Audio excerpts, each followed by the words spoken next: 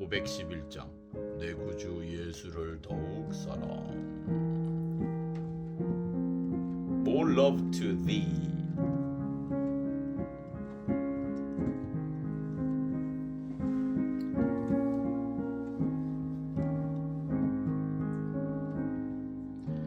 내 구주 예수를 더욱 사랑. 엎드려 비는 말 들으소서.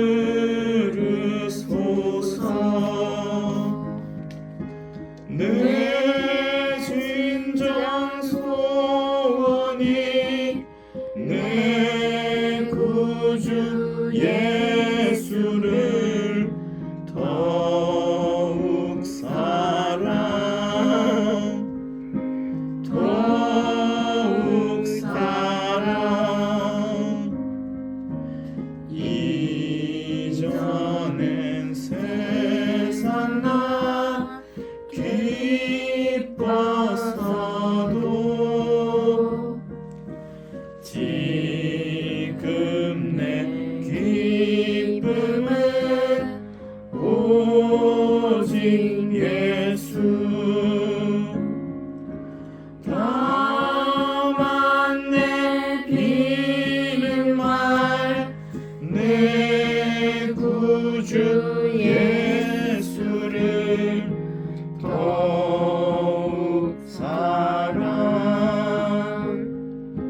더욱 사랑. 이 세상 떠날 때 찬양하고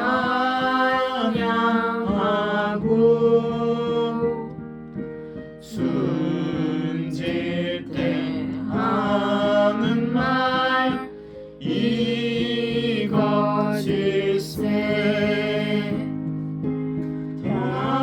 다만 내 비는 말 내 구주 예수를 더욱 사랑.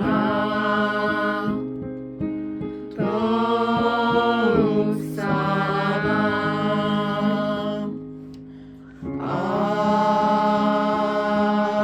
아멘. 할렐루야. 오늘은 요한복음 17장 1절에서 8절까지 보도록 하겠습니다. 우리는 3절까지만 읽도록 할게요. 예수께서 이 말씀을 하시고 눈을 들어 하늘을 우러러 가라사대 아버지여 때가 이르렀사오니 아들을 영화롭게 하사 아들로 아버지를 영화롭게 하게 하옵소서. 아버지께서 아들에게 주신 모든 자에게 영생을 주게 하시려고 만민을 다스리는 권세를 아들에게 주셨음 이로소이다. 영생은 곧 유일하신 참 하나님과 그의 보내신 자 예수 그리스도를 아는 것이니이다. 아멘.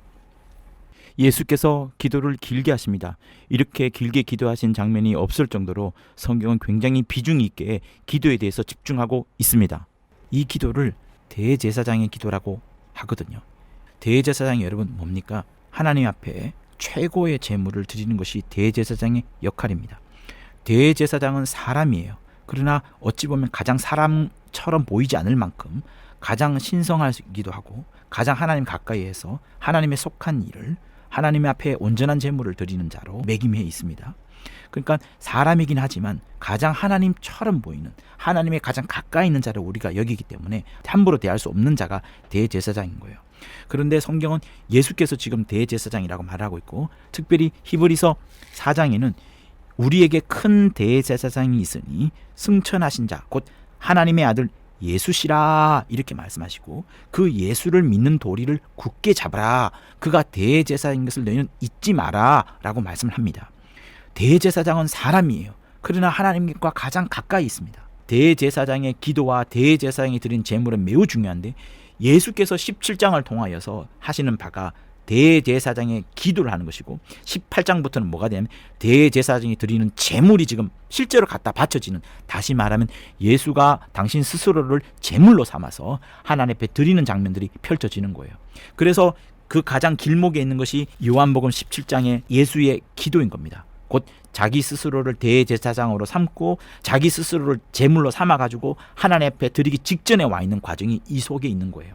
그런데 여러분, 왜 대제사장인가 하면 대제사장을 또 이렇게 볼 수도 있어야 돼요. 무엇인가 하면 디모데전서 2장 5절에는 하나님은 한 분이시요 또 하나님과 사람 사이의 중보도 한 분이시니 곧 사람이신 그리스도 예수라 라고 디모데전서 2장 5절에서 말합니다.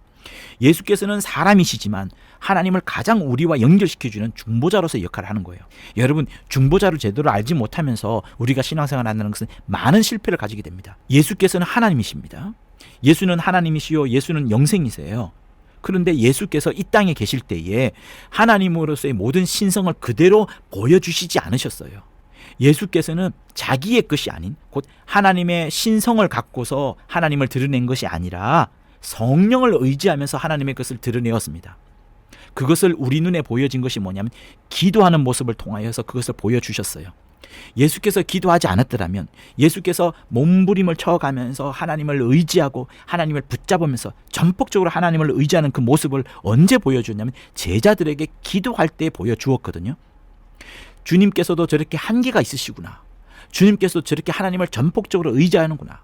주님이 자기의 능력을 쓰는 것이 아니라 하나님의 것을 당겨오고 하나님의 능력을 얻으려 하고 하나님의 주인 되심을, 하나님의 왕 되심을, 하나님의 아버지 되심을 전폭적으로 보여주시는구나 라는 것을 우리 눈에 보여준 것이 기도인 겁니다. 그래서 그는 밤새워 가면서 기도하셨고 새벽 미명에 기도하셨고 제자들을 뽑을 때도 기도하셨고 오병이를 일으킬 때도 기도하셨고 여러 사건들 들들마다 주님께서 기도를 하셨어요. 그것은 무엇을 말하느냐면 내가 예수께서 말이에요. 자기의 신성을 갖고서 하나님을 드러내는 것이 아니라 하나님을 전폭적으로 의지하면서 하나님을 붙잡으면서 하나님을 전폭적으로 신뢰하면서 그가 역사를 보여주었다는 것을 말하는 거예요. 그래서 주님은 이 땅에 계실 때에 숨 쉬는 것처럼 절대적으로 하나님을 의지하고 하나님께 기도하면서 다시 말하면 매 순간 대화를 나누듯이 하나님을 의지하는 모습을 우리에게 보여주었던 겁니다. 그러니까 예수께서도 그렇게 하나님의 뜻대로 되게 해달라고 하나님의 약속이 이루어지게 해달라고 하나님의 약속이 성취될 것을 위하여서 기도를 했는데 우리가 기도하지 않으면 어떻게 되는 거예요? 그건 큰일 나는 겁니다. 많은 사람들이 기도에 대해서 오해하기 때문에 그런데 어떤 사람은 하나님이 어차피 이루어질 거 아니냐, 하나님의 뜻은 어차피 진행될 것이 아니냐라고 말하면서 기도하지 않는 사람도 있습니다. 그거는 옳지 않는 거예요. 여러분, 우리의 기도라는 것은 시간을 정해가지고 1시간 동안에 계속 그 시간 속에 깊이 들어가는 그것을 기도라고 말하지 않습니다. 그것은 기도예요. 그러나 진짜 기도의 의미는 뭐냐면 이 요한복음 17장에 나오는 것처럼 당신의 심령이 하나님을 철저히 의지하는 모습들이 있었던 것처럼 우리 역시도 우리의 심령이 하나님을 철저히 의지하는 것이 있어야 된다는 것을 말하는 거예요. 여러분, 하나님의 능력 또 하나님의 나타나심을 우리가 보여주어야 합니다. 그러나 그것이 내 능력으로 내가 성령을 받았기 때문에 그 성령의 은사로서 막 보여준 이것이 하나님을 드러내는 것을 말하는 게 아닙니다.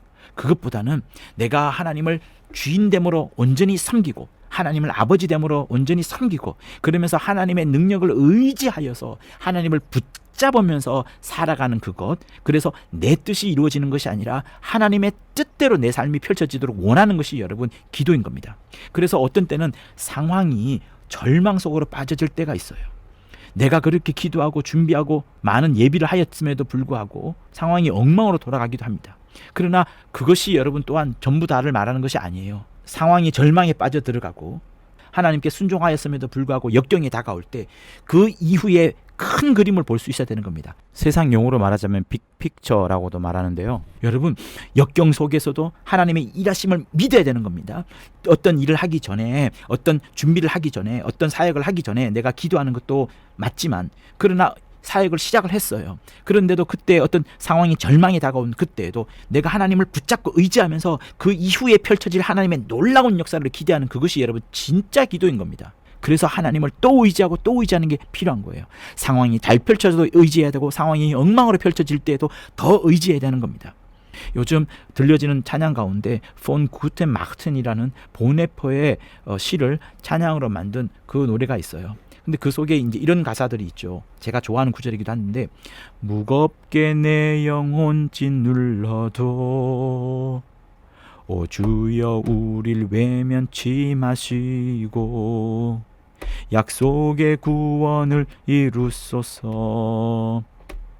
그 선한 힘이 우릴 감싸시니 믿음으로 일어날 일 기대하네.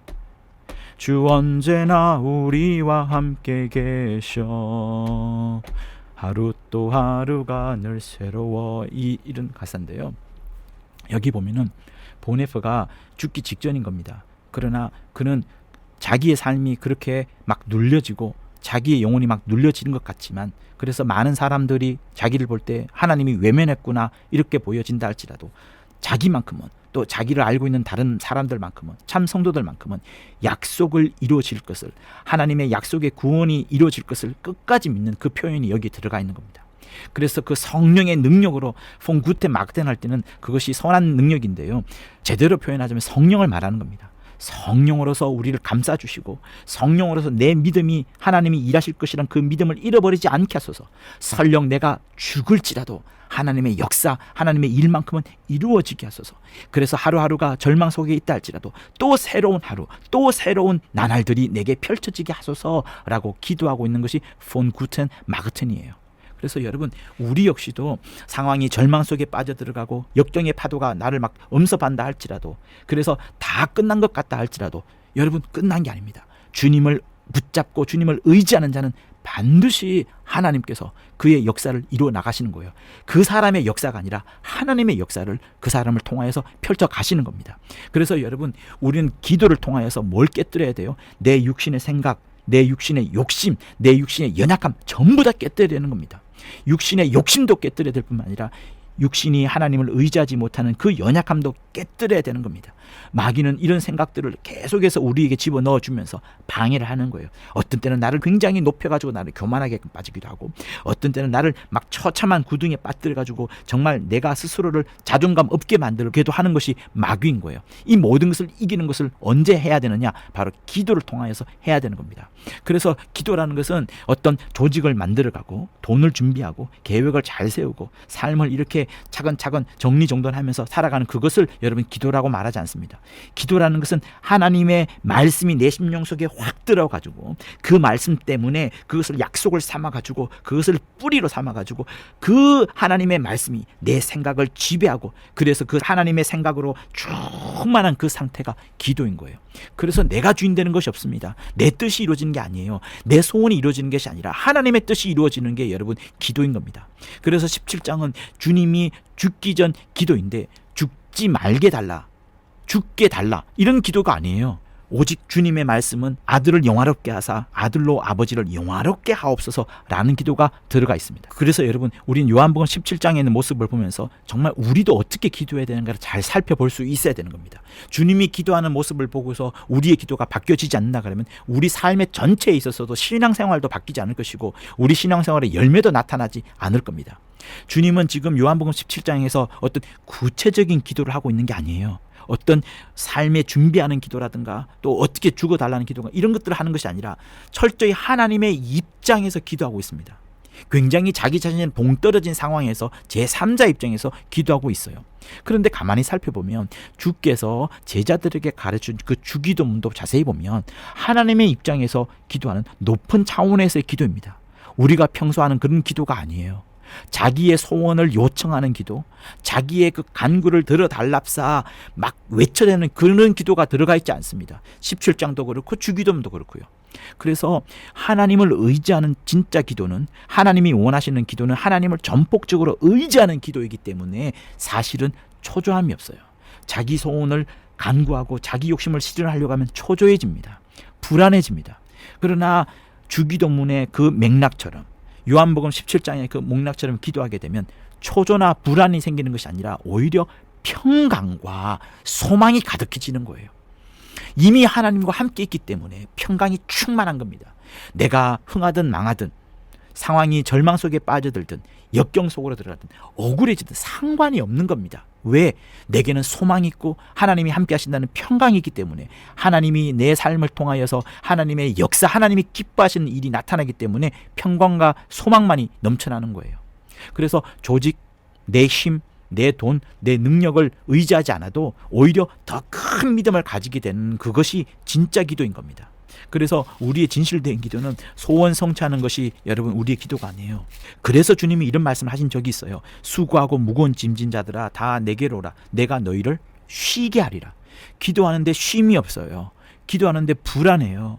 그거는 내 소원이 이루어져야 되기 때문에, 내 간구가 이루어져야 되기 때문에 그런 겁니다. 그런데 주님은 나는 마음이 온유하고 겸손하니 나의 멍에를 메고 내게 배우라. 그러면 너희 마음이 쉼을 얻으리니 이는 내 멍에는 쉽고 내 짐은 가벼움이라 하시니라. 여러분, 이게 거짓말이에요? 그러지 않습니다.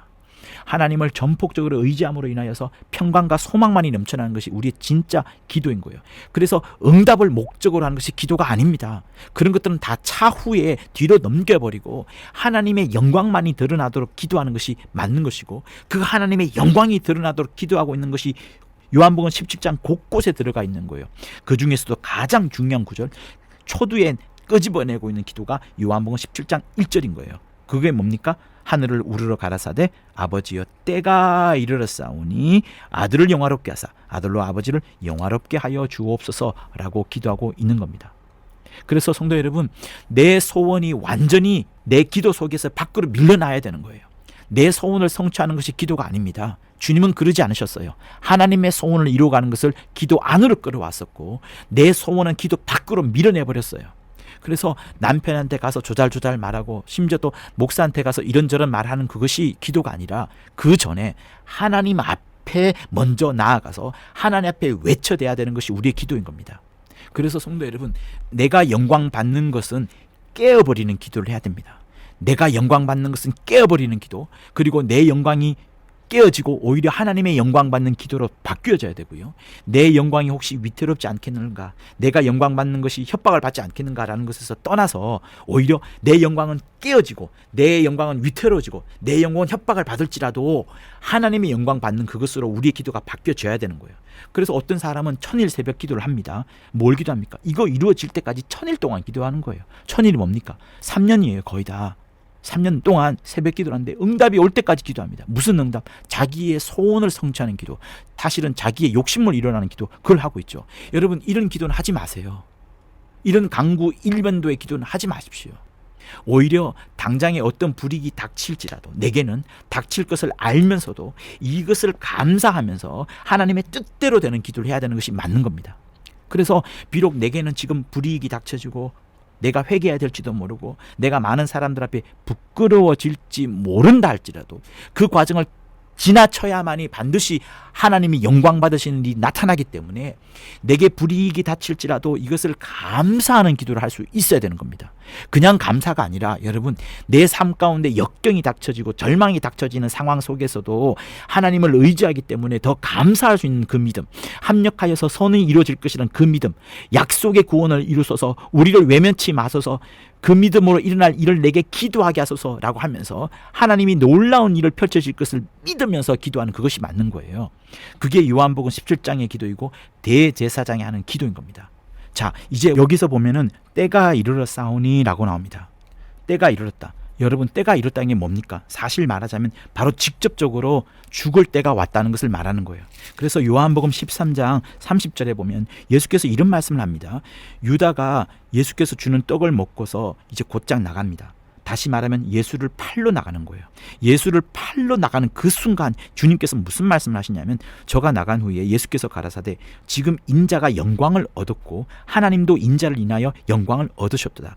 만일 하나님이 저로 인하여 영광을 얻으셨으면 하나님도 자기로 인하여 저에게, 곧 인자에게, 다시 말하면 아들에게 영광을 주시리니 곧 주시리라, 이렇게 말씀합니다. 여러분, 예수의 죽음, 아들의 죽음이 아버지께 영화가 된다는 거예요. 아버지께 영광이 된다는 것을 요한복음 13장 30절, 31절, 32절에서 말하고 있어요.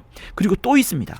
바로 한 장 앞절에 보면은 요한복음 12장이 나오는데 거기서도 이렇게 말합니다. 그때는 헬라 사람들이, 곧 유대인들 말고 헬라 사람들이 이제 자기를 만나러 오고 있어요. 그러니까 주님은 이제 당신의 복음이 유대를 넘어서서 헬라에까지 넘어가는구나 라는 사실을 알게 되고서 이제 죽을 때가 됐다는 것을 자기가 알게 되는 겁니다. 그러면서 예수께서 하시는 말씀이 인자의 영광을 얻을 때가 왔도다. 내가 진실로 진실로 너에게 이르노니 하늘의 밀알이 땅에 떨어져 죽지 않으면 자기가 죽어야 된다는 겁니다. 하늘의 밀이 반드시 땅에 떨어져 죽는 것처럼 자기가 죽어야 안 된다는 것을 말하고 있어요. 하늘이 죽으면 많은 열매를 맺느니라 이렇게 말씀을 하고 자기 생명을 사랑하는 자는 잃어버릴 것이요 이 세상에서 자기 생명을 미워하는 자는 영생하도록 보존하리라 이렇게 말씀을 합니다. 먼저는 자기 스스로를 향해서 그렇게 말씀하시는 거예요. 내가 내 생명을 사랑하지 않고 잃어버려야 된다. 이 세상에서 내 생명을 미워해야 된다. 그래야 영생하도록 보존하도록 하나님이 내게 맡기신 자를 내가 얻게 된다는 것을 표현하고 있는 거예요. 내가 지금 내 마음이 민망하다. 굉장히 어렵다는 겁니다. 너무너무 힘들다는 거예요. 내가 무슨 말을 하겠느냐. 그러나 아버지여 나를 구원하여 이때를 면하게 하여 주옵소서. 그러나 내가 이때를 위하여 왔나이다. 이를 위하여 왔나이다. 무엇을 위하여? 내가 죽을 것을 위하여 왔나이다 라고 주님이 말씀하고 있는 거예요. 그러니 여러분 굉장히 어떻게 보면 잔인할 수가 있습니다. 잔인할 수 있어요. 아들의 죽음이 아버지께 영화가 된다니까. 이런 말이 어디 있습니까? 도무지 이게 말이 됩니까? 너무너무 잔인해요. 그런데 이 말 속에 역설과 강조가 숨어들어 있습니다. 자, 예수의 죽음이 아버지께 영광이 됩니다. 그런데 28절에서 이렇게 말해요. 아버지여 아버지의 이름을 영광스럽게 하옵소서.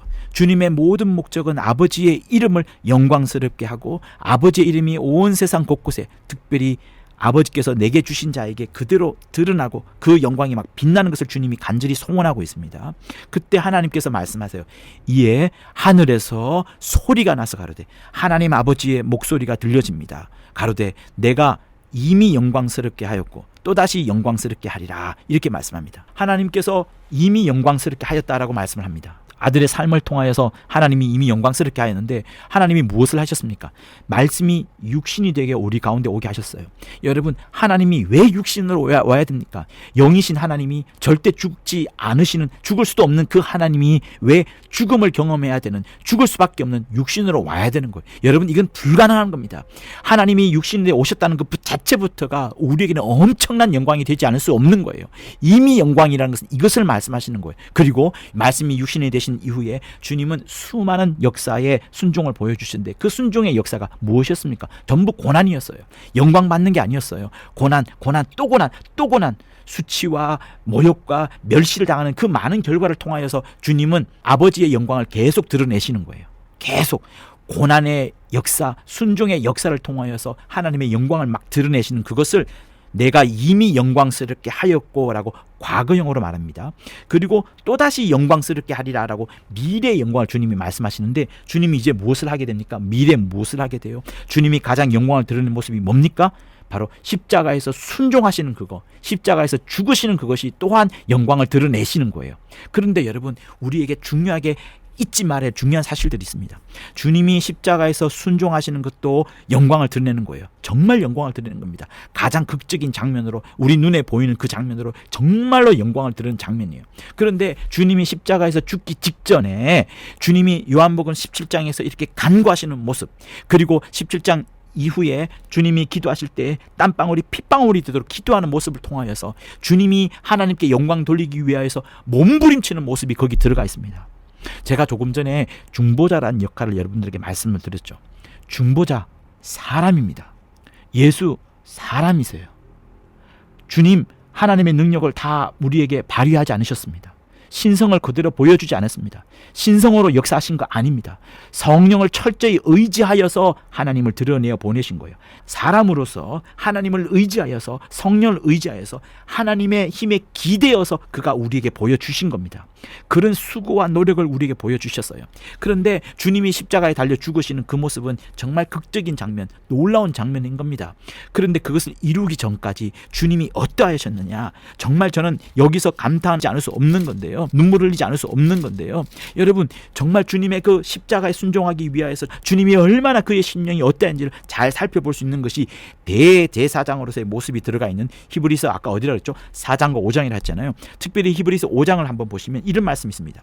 그가 육체에 계실 때에 자기를 죽음에서 능히 구원하신 이에게 심한 통곡과 눈물로 간구와 소원을 올렸고 하나님을 끝까지 경외하심을 인하여 마침내 들으심을 얻었느니라 이렇게 말씀합니다.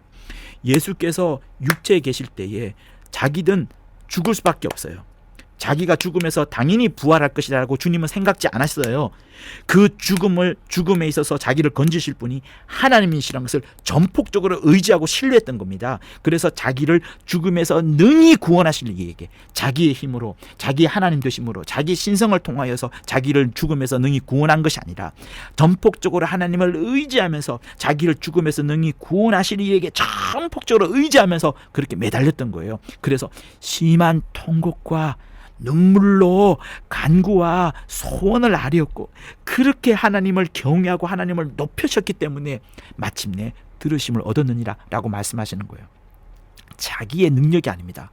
하나님을 의지하는 것, 하나님을 붙잡는 것이 여기에 들어가 있는 거예요. 그래서 여러분, 이미 영광을 얻었고 할 때는 말씀이 육신이 되어서 우리 가운데 오시는 그 놀라운 충격적인 일이 하나님의 영광이 드러나는 것이었고 우리에게는 놀람이 되고 그것이 우리가 은혜가 되고요. 그리고 그 이후에 주님이 우리 삶 가운데 계속 오셔가지고 여러 이적을 보여주신 그것, 그러나 그 속에는 주님의 고난과 주님의 핍박과 주님의 멸시받음이 다 포함된 그것이 하나님께 영광이 되는 이미 영광이 되잖아요. 그리고 또다시 영광, 미래의 영광을 말씀하시는데 십자가에 아직 죽지 않으셨기 때문에 십자가에 죽으시는 장면이 미래에 일어나는 다시 영광을 말씀하시는 것인데 그 미래의 영광, 십자가에 순종하기 위하여서 주님이 어떻게 하시느냐, 자기가 육체에 있을 때에 자기를 죽음에서 능히 구원하신 이에게 심한 통곡과 눈물로 간구와 소원을 올렸다는 것을 말씀하시는 거예요. 하나님께 영광이 된 것이 십자가에 달려 죽으시는 것뿐만 아니라 이제 자기가 죽고 난 이후에 자기를 살릴 분이 오직 하나님 한 분밖에 없다는 거, 자기는 완전히 이제 죽음 속에 빠져들기 때문에 미래를 알 수가 없고 어떻게 될지 알 수 없지만 심한 통곡과 눈물로 간구와 소원을 올리면서 하나님을 철저히 의지했던 그게 하나님께 영광이 된다는 것을 말하는 거예요. 십자가에 순종하는 것도 영광이지만 죽음 이후에 어찌 될지 알 수 없지만 깜깜하지만 그럼에도 불구하고 하나님을 전폭적으로 의지했던 그것이 하나님께 참 믿음이 되는 것이고 진짜 영광이 되어가는 겁니다.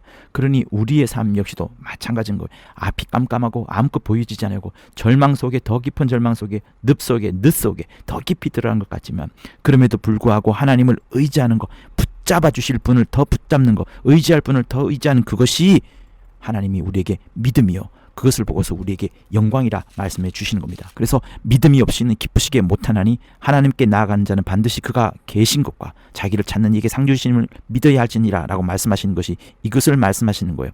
믿음이 없이, 이만한 믿음이 없이는 하나님을 기쁘시게 할 수 없고 이만한 주님이 보여주신 이 믿음만큼이 아니고서는 결코 큰 영광이 되지 않는다는 것. 다시 말하면 이 정도의 믿음이 있었기 때문에, 이 정도의 전폭적인 의지함이 있었기 때문에 이것이야말로 진정한 영광, 큰 영광이 된다는 것을 말씀하시는 겁니다. 여러분, 우리의 본받을 모습이 바로 이것을 말하는 겁니다. 내 열심과 내 수고와 내 능력을 다 써가지고 하나님께 영광을 돌리는 것, 이게 여러분 영광 아니에요. 우리의 영광이라는 것은, 우리의 진짜 영광이라는 것은, 하나님이 우리에게 정말 원하시는 것은 내가 하나님을 전폭적으로 주님처럼 의지하는 것을 말하는 겁니다. 여러분, 여러분의 어떤 도덕생활 잘해가지고 흠없는 자로서 하나님께 영광 돌리고 하는 그런 모습, 여러분, 그것은 주님의 영광에 비하면 아무것도 아닙니다. 하나님의 그 놀라운 영광, 하나님의 아들의 그 놀라운 순종을 통하여서 그의 100%의 공로를 통하여서 우리가 구원받는 것이지, 그 위에 조금이라도 나의 수고와 나의 어떤 격가지를 더 엎으려고 하지 마십시오. 경단을 얹지 마세요. 떡고물을 얹지 마세요. 그것으로 하나님 영광 돌려지지 않습니다. 하나님은 우리에게 그것을 받으시는 것이 아니에요. 예수께서도 자기의 능력을 써가지고 하나님께 영광 돌린 거 아닙니다. 육체에 계실 때에 자기를 심한 통곡과 눈물로 간구와 소원을 올리면서 자기를 살려달라고, 자기를 죽음에서 능히 구원하실 리가 당신밖에 없나이다라고 고백하시면서 주님이 사셨던 거예요. 그렇게 전폭적으로 하나님을 의지했기 때문에 주님은 내가 다 이루었다라고 말씀하시는 겁니다. 사랑하는 성도 여러분, 이게 정말 중요한 거예요. 이게 영광인 겁니다. 다시 영광, 내가 이미 영광스럽게 하여 말씀이 성육신이 되어서 우리 삶 가운데 오심으로 하나님이 이미 영광스럽게 되셨을 뿐만 아니라 이것이 아들의 영광이기도 하고요. 또 예수께서 어떻게 하심으로 다시 영광스럽게 할 것인데 어떻게 영광이 된다고요? 예수께서 순종하셨는데 주님을 일으킬 자는 하나님밖에 없습니다. 죽는 것은 내가 순종하지만 살아나는 것은 도무지 나의 능력으로 되지 않습니다. 전폭적으로 하나님을 의지하여야만 됩니다. 내가 그러므로 당신을 향해서 심한 통곡과 눈물과 간구와 소원을 아릴 테오니 저를 살려주십시오 라고까지 포함되는 것이 이 속에 들어가 있는 거예요. 그래서 여러분, 우리의 승귀란 단어 우리 지난번에 배웠지 않습니까? 말씀이 육신이 되어서 우리 가운데 오셨고 주님께서 여러 고난의 삶을 사셨다가 마침내 십자가에 달려 죽으셨고, 그런데 부활하셨는데 스스로 부활한 것이 아니라 하나님께서 일으켜 주심으로 인하여서, 하나님을 전폭적으로 의지함으로 인하여서 우리를 살려주신 것, 하나님이 예수를 살려주신 것, 그리하여서 하나님은 아버지께 모든 영광을 돌린 그까지, 그리하여서 마침내 그 과정을 통하여서 승천하시고 보좌에 앉으셔서 하나님께 모든 것을 바쳐드린 그 승귀의 과정이 있었던 것처럼, 우리에게도 우리가 하나님께 영광 돌리는 것도 그것을 말하는 겁니다. 여러분이 열심으로 신앙생활, 종교생활 잘하는 것이 여러분 신앙생활 아닙니다. 우리가 하나님을 어떤 일이 있든 간에 하나님을 전폭적으로 의지하는 그것, 그래서 믿음이라고 하는 거예요. 어떠한 상황 속에서도 하나님을 믿는 믿음을 우리에게서 찾으시고 그것을 하나님께서 영광스럽게 받으시는 것을 말하는 거예요. 그러나 여러분, 주님이 순종하심을 통하여서 여러분 우리에게 무엇을 보여줬습니까? 주님은 정말 어려운 것을 보여주셨어요. 하나님 아버지는 공의의 하나님이세요. 그런데 동시에 사랑의 하나님이십니다. 이 두 가지를 동시에 보여줄 수가 없어요. 자세히 보면 반대인 거예요. 공의라는 것은 정의를 말하는 겁니다. 정의가 뭡니까? 죄 지은 자를 절대로 용서하지 않는 것을 말하는 겁니다. 하나님이 충돌하시고 그를 죽이셔야만 되는 것이, 다시 말하면 반드시 심판하고 처벌하는 것이 정의를 말하는 거예요. 죄를 지은 죄인을 그대로 주는 것은 공의가 아닌 겁니다. 그러면 공의의 하나님이 될 수도 없는 거예요. 반드시 지옥에 넣어 처벌해야 되는 겁니다. 그래서 공의의 주권자로서 참 하나님인 것을 보여주었는데, 그게 뭐냐면 십자가에서 예수께서 달려 죽음으로 인하여서 인간의 모든 죄값을 갚아주신 거예요. 그래서 공의를 베풀어 주셨어요. 예수께서 처벌을 받으신 겁니다. 예수께서 죄값을 받으신 거예요. 그런데 만약에 공의의 주권자라서 우리에게 직접적으로 역사한다면 어떻게 되겠어요? 모든 인간은 다 멸망하고 말 겁니다. 다 죽고 말 거예요. 그런데 딱 거기에서 사랑의 하나님으로서 구원자 예수를 우리에게 보내주신 겁니다.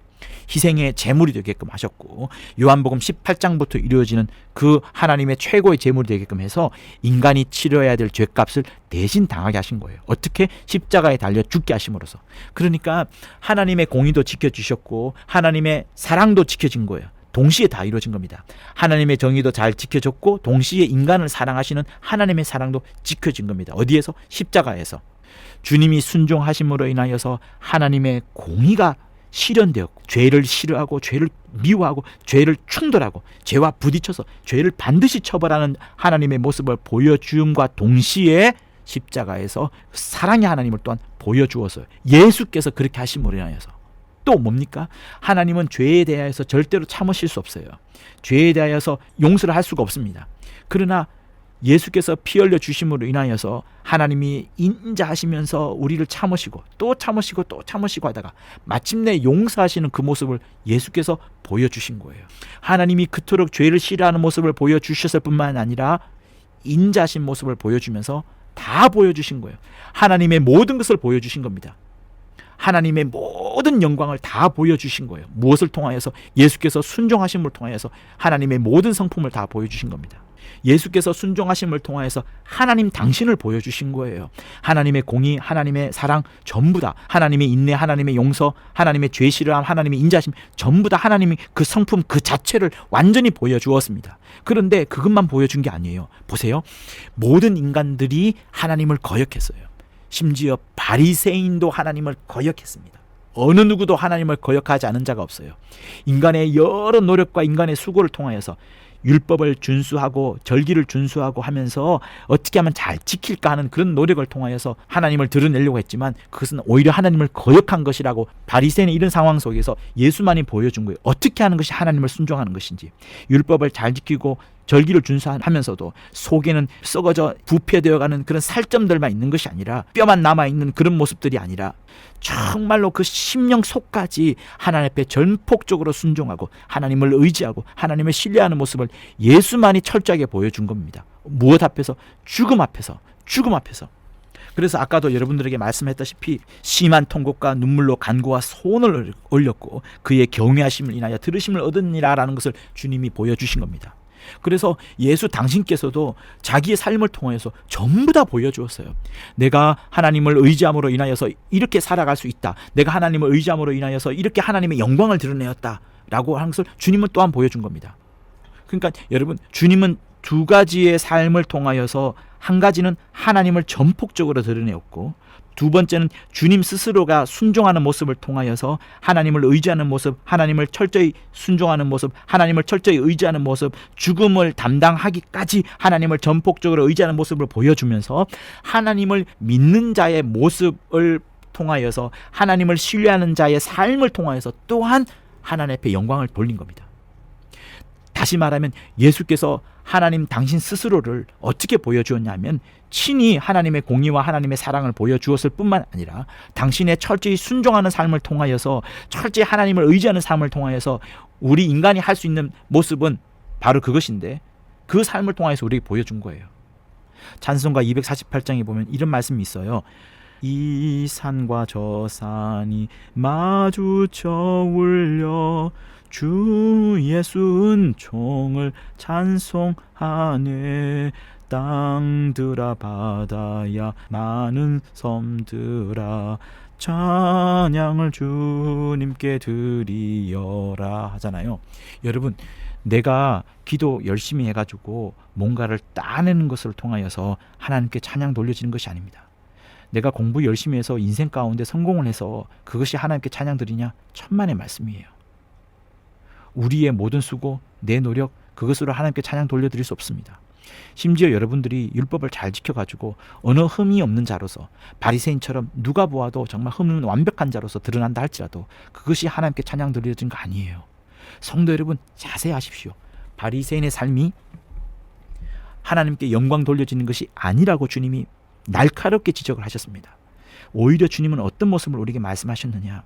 내가 죽는 지경에까지 들어가고 많은 사람들로부터 핍박과 멸시를 당한다 할지라도 그때에도 하나님이 나와 함께 하심을, 지금 나는 죽지만 마침내 하나님이 나와 함께 하셨음을 하나님이 밝혀주신 그것을 믿으면서 철저히 하나님만을 의지하면서, 나는 죽음의 길로 간다 할지라도, 패망의 길로 간다 할지라도 철저히 하나님을 의지하는 모습을 보여주는 그것이 하나님께 영광 돌려드린 것이라 말씀한 거예요.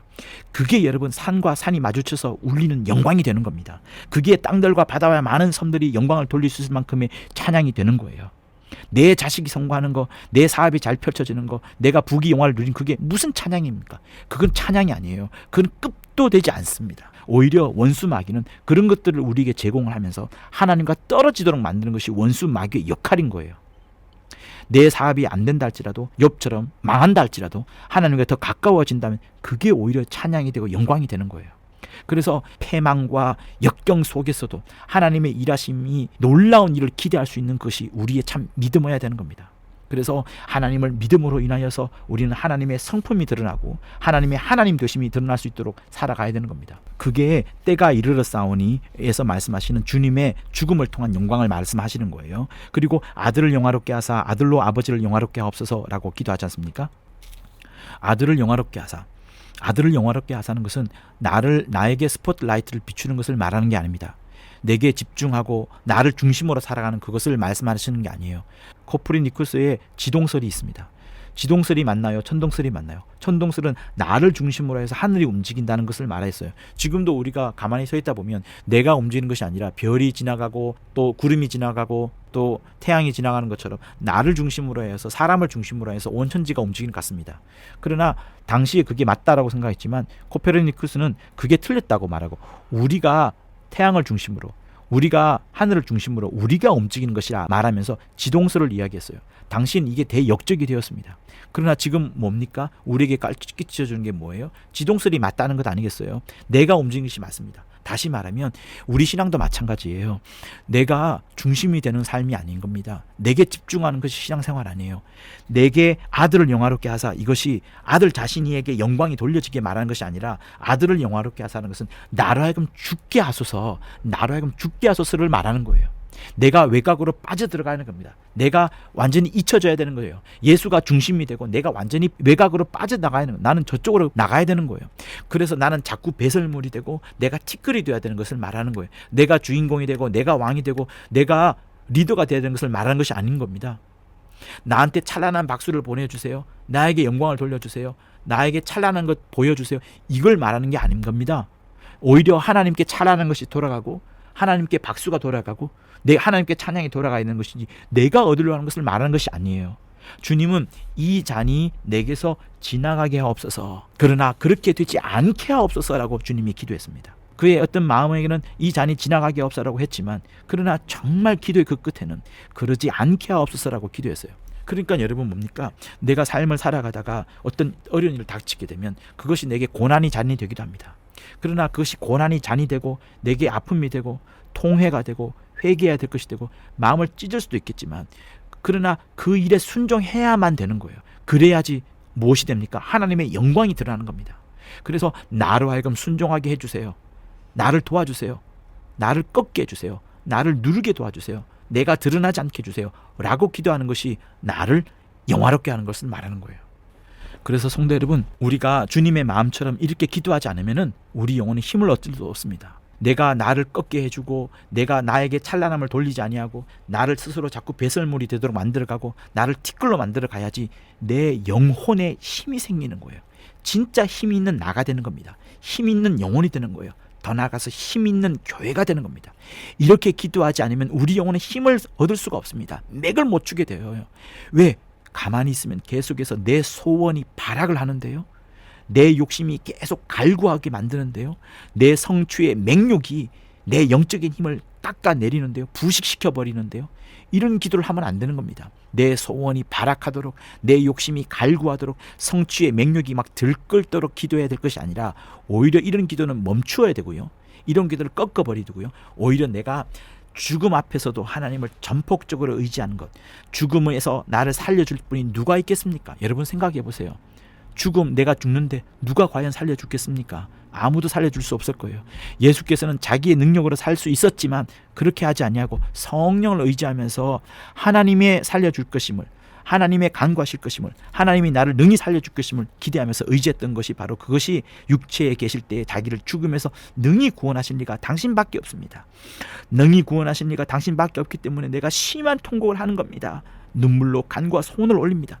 내가 당신을 이렇게 경외하오니 제발 들어주시옵소서라고 주님이 먼저 보여주었어요. 그렇게 이렇게 순종을 통하여서 하나님의 영광을 드러내야 되는 것이지, 내 소원의 발악, 욕심의 갈구를 해서는 안 되는 겁니다. 내 욕심에 실현하는 것을 교묘히 가장해가지고 교묘히 속여가지고 내 영광을 찾는 이런 일들이 여러분 내 삶 가운데 있어서는 안 되는 거예요. 내 기도를 한데도 내 욕심을 실현해 나가면서도, 그러면서도 내 영광을 찾아가면서도 마치 이것이 하나님의 영광인 것처럼 기도하는 것, 이거 정말로 무서운 겁니다. 이거 하나님 모르실 것 같아요? 능히 알죠. 자기도 아는데. 그리고 그런 기도는 나중에 다른 사람도 알게 됩니다. 부자의 욕심은 누가 안다고요? 부자들이 잘 알아요. 왜? 그들이 그렇게 해왔기 때문에. 그래서 우리가 참 신앙생활 하면서 조금이라도 욕심을 부리고 조금이라도 자기의 어떤 그 욕심의 갈구를 드러내려고 하잖아요. 그건 세상 사람들이 능히 알게 됩니다. 그것은 반드시 드러나게 돼 있어요. 진리가 아님에도 불구하고 그것이 드러나게 되어 있는 거예요. 그래서 우리는 어떻게 살아야 되느냐? 정말 자기 영혼이 힘을 얻을 수 있도록 해야 되는 겁니다. 자, 그리고 여러분, 예수께서 때가 이르렀사오니, 죽을 때가 되었사오니 아들을 영화롭게 하사, 아들로 하여금 죽게끔 하사, 온전히 죽게끔 하사 아들로 아버지를 영화롭게 하게 하옵소서. 아들의 죽음을 통하여서 아버지께서 마침내 영광을 얻게 하옵소서라고 기도를 하시고, 실제 이렇게 되는 것을 주님이 지금 실천하시는 거예요. 그리고 2절에서 무엇이라 말씀합니까? 아버지께서 아들에게 주신 모든 자가 아들의 죽음을 통하여서, 십자가를 통하여서 영생을 주게 하셨고, 또 그렇게 아들이 죽음을 통하여서 만민을 다스리는 권세가 아들이 얻게 되었다라고 2절에서 말씀하시는 겁니다. 그러니 여러분, 예수의 죽음은 여러 가지의 결과가, 여러 가지 열매가 오는 겁니다. 아들에게는 만민을 다스리는 권세가 되는 것이고요, 아버지에게는 그것이 영화롭게 되는 것이고요, 우리에게는 영생을 얻게 되는 그것을 2절에서 강조하시는 겁니다. 그리고 3절에서 강조하시기를 영생은 유일하신 참 하나님과 그의 보내신 자 예수 그리스도를 아는 것이니다 라고 말합니다. 여러분, 여기서 아는 것에 대해서 꼭 표시를 하세요. 왜냐하면 누가복음 10장에 영생에 관하여 질문하는 장면이 나오고, 또 누가복음 18장에도 영생에 관해서 질문하는 장면이 나옵니다. 전부 유대인들이에요.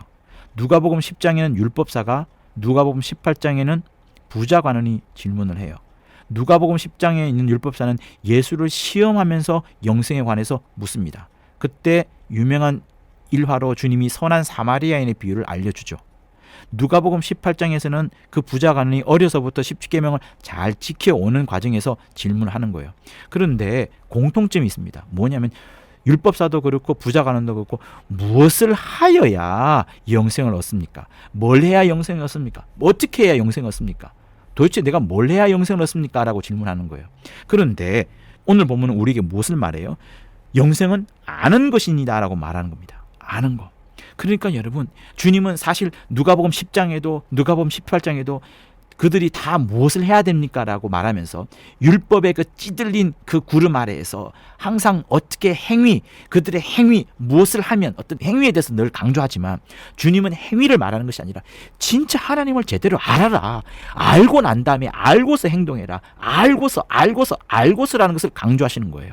알아야 되는 겁니다. 하나님을 알지 못하면 유일하신 참 하나님과 그의 보내신 자 예수 그리스도를 알지 못하면 늘 우리는 뭔가를 해야만 되는 것으로 바뀌어지게 돼 있어요. 이것을 주님은 맹렬하게 지금 꼬집고 계시는 거예요. 그래서 우리가 하나님을 알아야 되는 것이 얼마나 중요한가 하면 왜 우리가 설교를 듣냐 하면 이것을 혹시나 놓칠까 봐 계속 살아있는 주의 종들이 살아있는 말씀을 통하여서 여러분들에게 행위에 빠져들 것이 아니라 참 믿음이 중요하다는 것을 계속해서 강조하는 거예요. 율법 아래 있으면, 유대인 아래 있으면, 구약 아래 있으면 계속해서 우리는 행위를 강조할 수밖에 없습니다. 반드시 그렇게 흘러가게 돼 있어요. 이 세상 모든 종교가 흘러갔던 것처럼. 그러나 진짜 주님의 은혜 아래 있고자 하고 주님의 복음 아래 있고자 하고 주님이 가르친 진리의 말씀 속에 있고자 하면 행위에 중심하는 것이 아니라 어떻게 하면 하나님을 더 알까 하는 것으로 빠져들어가는 거예요. 그래서 호세아 선지자가 무엇이라 말했습니까? 그 율법의 강력한 구름 아래에서, 율법의 강력한 그 그늘 아래에서 그가 말했던 것은 하나님을 알라. 진짜로 하나님을 알아라. 진짜로 하나님을 알아라. 너희들이 율법을 행하는 그것은 너희들이 행하는 것이지 하나님을 아는 것이 아니다라고 강력하게 외쳐야 됐던 거예요. 그래서 하나님을 온전히 알아야 되는 것이 필요한 겁니다. 로마서 1장 21절에 보면은 하나님을 알되 하나님을 영화롭게도 아니하며 라는 구절이 나옵니다. 하나님을 안다는 것은 뭐예요?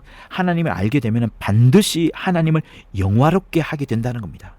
하나님으로 영화롭게도 아니하며 감사치도 아니하고 오히려 그 생각이 허망하여지고 미련한 마음이 어두워졌고 스스로 지혜롭다 하나 우준하게 되어 썩어질 사람과 금수와 버러지의 형상의 우상으로 바꾸었느니라 라는 구절이 나옵니다. 하나님을 알게 되면 어떻게 돼요? 하나님을 반드시 영화롭게 하는 거예요. 자기를 영화롭게 하지 않습니다. 반드시 하나님을 알게 되면 자기의 모든 삶 가운데 감사가 넘쳐나는 거예요. 누군가가 나한테 커피 한 잔 사줬어요. 이거 하나님 감사합니다. 여러분, 이딴 걸로 하나님 앞에 감사한다 말하지 마세요. 하나님 앞에 감사한다는 것은 내 앞에 죽음의 사슬이 내려지고 절망의 그늘이 엄습해 있을 때에, 패망의 파도가 나에게 완전히 덮어져 있을 때, 그때 하나님을 의지하면서 감사합니다라고 하는 그것이 하나님을 진짜 아는 겁니다. 정말이에요. 그러면서 하나님께 영광 돌리고 하나님께 감사한 것이 진짜 감사인 것이지, 그것이 진짜 하나님을 아는 것이지. 그러니까 누가 감사해요? 하나님의 일하심을 아는 자. 폰 구텐 마크텐을 불렀던 보네퍼처럼 내가 지금 내일 당장 형장의 이슬로 사라진다 할지라도 하나님을 의지하는 그 기쁨, 그 평강, 그 소망이 있은 그때에 그에게는 정말 하나님 앞에 감사하는 일이 나타나게 되는 겁니다. 그게 하나님을 아는 거예요. 나머지는 하나님을 아는 것이 아니라 이렇게 내게 좋은 결과가 유익이 끼쳐졌네 라고 하는 작은 수준의 그따위에 감사밖에 되지 않는 겁니다. 그러니 하나님을 알게 되면 이렇다 하는 것을 21절에서 보여주고 있는 거예요. 하나님을 알게 되면 하나님의 영광을 우상을 추구하는 것으로 바꾸지 않습니다. 그 가장 비근한 예가 뭡니까? 모세 앞에서 벌어졌던 금송아지 사건 아니겠어요? 여러분, 이거는 단순하게 어떤 형상을 숭배하는 그것을 말하는 게 아닙니다. 모세 앞에 일어났던 금송아지 사건은 어떤 우리가 보이지 않는 하나님을 보이는 하나님으로 바꾸었던, 우상을 만들었던, 우상 만든 그것을 말하는 게 아닙니다. 여러분, 우상 숭배는 어떤 형상을 섬기는 것을 말하는 것이 아니에요. 형상이 아니라 그 형상을 통하여서 사실은 내 욕심, 나의 꿈, 나의 실현을 만들어가고자 몸부림을 치는 그것이 여러분 우상 숭배를 말하는 거예요. 얼마나 많은 무당들이, 얼마나 많은 재벌들이 무당집을 찾습니까? 무당집을 찾는 이유가 뭘까요? 미래를 보면서 내 꿈을 어떻게 하면 이루어질까? 내 사업이 어떻게 하면 성공할까? 내가 알지 못하는 그 막연한 미래 속에서 내 삶이 신을 통하여서 어떻게 하면 변할까 하는 그거를 만들어가는 거예요. 그거는 하나의 자기 욕심의 실현이지 절대로 신을 섬기는 것이 아닙니다. 그러니까 얼마나 많은 사람들이 자기의 욕심을 실현하기 위하여서 그보다 악한 행동을 얼마나 많이 합니까? 모세 앞에 금송아지 사건은 여러분 우리 가운데도 많이 일어나고 있어요. 자기 집안에 위신이 서지 않는다. 자기 집안의 명예가 실추된다고 하여서 자기 집안 사람 중에 어떤 특정한 사람을 매우 혼내고 꾸짖는 사람이 있습니다. 집안에 일하시는 가정부, 또 운전하시는 분들, 또 아니면 다른 어떤 사람들, 집사들, 그런 사람을 혼내는 사람들이 있어요. 자기 욕심에 실현하기 위하여서 거짓 것을 일하게 합니다. 우리 집안이 교수 집안인데 너 같은 아이들 때문에 아무것도 하지 못한다. 여러분, 이게 과연 하나님의 영광을 드러내는 걸까요? 전부 다 금송아지 믿는 겁니다. 내 사업장, 내 회사에 내가 CEO로서 이렇게 일하고 있는데 너 때문에 되지 않는다. 쪽팔린다. 부끄럽다. 여러분, 전부 다 금송아지 믿는 거예요. 우리에게 있어서 이것이 중요한 게 아닙니다. 오히려 내 사업은 망한다 할지라도, 내가 어려운 역경 속에 들어간다 할지라도 그 이후에 하나님이 펼쳐주실 놀라운 일들을 기대하면서 하나님이 일하실 것을, 하나님이 앞에 이런 어려운 일들 속에서도 감사할 수 있는 그것을 하나님의 영광 돌려드리는 것을 말하는 거예요. 여러분, 중세 때에 교회라는 이름을 성당으로 바꾸게 됩니다. 당시 초기 로마 시대 때에는 교회라는 어떤 건물이 없었어요. 전부 상도들의 믿음, 성도들이 모인 그곳을 교회로 했었어요. 주로 가정교회를 말하는 겁니다. 그런데 그 교회라는 이름을 성당으로 바꿉니다. 성당으로 바꾸면서 그 교회라는 이름이 성당으로 바뀌어지면서 건물을 짓기 시작하는 겁니다. 건물이 점점 커져가요. 그러면서 이 성당을 중심으로 무엇이 일어나게 되냐면 타락이 일어나게 됩니다. 성당이 잘 되기 위하여서 온갖 세상의 최상의 죄악들이 들끓기 시작하는 거예요. 그게 교회사에 잘 나옵니다. 유럽에 있는 지금 휘황찬란한 성당들을 보고서 여러분 무엇을 느끼는 겁니까? 정말 예술적으로 아름답구나, 대단한 종교적인 어떤 무엇이구나 라고 볼 수 있겠지만 실상은 뭘 봐야 되냐면 그 속에 진짜 믿음을 보려고 우린 애써야 되는 거예요. 그 건물을 통하여서 온 성도들이 헌신하였구나, 그것을 짓고자 성도들이 노력하였구나, 자기들의 믿음, 자기들의 기도, 자기들의 예배를 형상화하기 위하여서 정말 수고하였구나 라는 그것을 봐야 되는 겁니다. 그렇지 않으면 로마서 1장 25절에 있는 것처럼 저희가 하나님의 진리를 거짓 것으로 바꾸고 피조물을 조물주보다 더 경배하고 섬김이라. 주는 곧 영원히 찬송할 이시로다. 아멘이라고 말씀하시는데, 우리가 신앙생활 잘못하게 되면 피조물, 하나님이 아닌 모든 것들을 갖고서 하나님으로 잘못 섬기게 되는 이상한 일이 발생하게 되는 겁니다. 그래서 우리는 늘 눈에 보이지 않는 하나님께 영광을 돌려드리게 되는데, 그것을 눈에 보이는 것으로 바꾸는 그 모든 것들이 우상이 되는 거예요. 우상이 되는 거예요. 우상이 되는 겁니다. 눈에 보이지 않는 하나님께 모든 영광과 존귀와 찬송을 돌려드리려고 해야 되는 것이, 눈에 보이는 어떤 것으로 우리가 갚으려고 하면 안 되는 겁니다. 눈에 보이는 것으로 갚으려고 했던 것이 뭐예요? 바알신을 말하는 거예요. 풍요와 다산의 신. 하나님은 그것을 찍어내어 버리라 하지 않았습니까? 우리가 기도하면서 이런 것들을 추구한다 그러면 우리는 영생에서 떨어져 있는 사람일 수밖에 없는 거예요. 그것은 하나님을 아는 자가 아닌 겁니다. 그래서 여러분, 하나님을 정말 압시다. 하나님을 정말 알고서 하나님을 아는 신앙생활을 합시다. 하나님을 아는 종교생활을 할 것이 아니라 나의 풍요와 나의 다산을, 나의 잘됨을 기도하는 것이 아니라 그 많은 것들이 뭐라고요? 우상밖에 되지 않습니다. 기도해서 이런 것을 추구한다 그러면 우리는 잘못된 길을 살아가고 있는 거예요. 요한복음 17장은 이것을 기도하는 것이 아닙니다. 주기도문도 이런 것들을 기도하는 것이 아니에요. 우리는 오직 우리의 영광은 주님이 보여주셨던 것처럼 십자가의 삶을 살아가는 것이 우리의 영광인 겁니다. 주님이 당신의 삶을 들여서 하나님께 영광을 돌려드는 것처럼 우리는 모두가 다 그리스도의 종이에요. 그렇다면 우리 역시도 주님이 하셨던 것처럼 십자가의 삶을 걸어갈 수 있는, 내 삶에 있어서 내게 영광은 돌아오지 않는다 할지라도 하나님께는 반드시 영광이 돌려가는 그런 삶을 살아야 되는 것이 맞는 겁니다. 그래서 십자가는 죽음으로 들어가는 것이긴 하지만 영광으로 높여지는 순간을 말하는 거예요. 그래서 아버지의 뜻대로 완성되어지도록 나를 바꿔나가는 것이 필요한 겁니다. 그것이 성도의 마땅한 자세이고요. 그래서 사랑하는 성도 여러분, 예수께서 우리에게 성령을 약속하신 이유도 영광 때문인 겁니다. 성령은 예수의 영광을 나타내리니, 그가 내 영광을 나타내리니 라고 말씀하셨어요. 예수 믿는 순간 우리 역시도 어쨌든 십자가를 향하여서 달릴 각오를 해야 하는 겁니다. 그것이 하나님의 영광을 나타내는 것이에요. 당장은 내가 죽는 것 같이 보인다 할지라도 마침내는 주님께 영광을 돌려드리는 것이고, 그리하여서 정말 하나님을 기쁘게 하는 우리 성도가 되어야 하는 겁니다. 혹시 우리가 매달려 죽는다 할지라도 예수 믿는 그 믿음으로 참아내는 것이 우리 삶 가운데 보여져야 하는 겁니다. 그래서 주님께서도 육체에 계실 때 어쨌든 자기를 죽음에서 능히 구원하실 리가 당신이오니, 하나님 아버지 당신이오니 심한 통곡과 눈물로 간구와 소원을 올려드렸고 마침내 경외하심을 인하여 부활을 얻게 된 겁니다. 그것을 하나님이 진짜 믿음으로 보시고 그 믿음을 최고의 영광으로 받으시면서 우리에게도 동일한 그 믿음을 요구하시는 거예요.